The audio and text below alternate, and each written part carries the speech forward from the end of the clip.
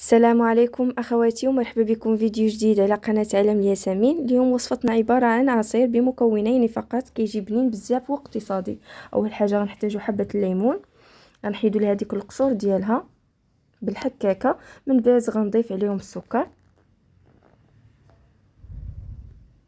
بالنسبه للسكر درت 3 ملاعق كبيره، وهنايا بالنسبه لذاك الليمون اللي بقى لي فغنعصرو وغناخد داك العصير وغنضيفو على المبشور والسكر.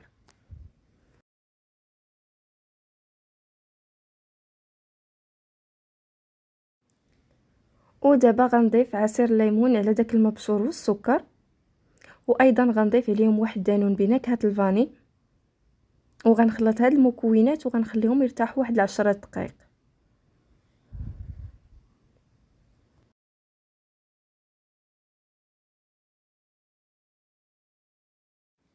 ودابا غنصفيو داك الخليط من بعد ما خليناه يرتاح واحد 10 دقائق من داك الحبيبات ديال الليمون، اولا ممكن انكم تطحنوه جيدا.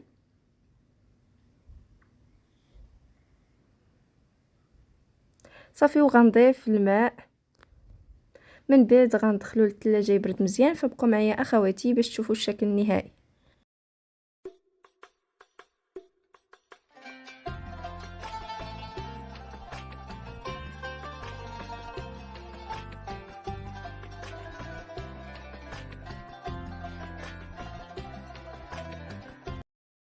وهذا هو الشكل النهائي ديال العصير اللي حضرت معكم اليوم. كيتحضر في دقائق، كيجي بنين واقتصادي.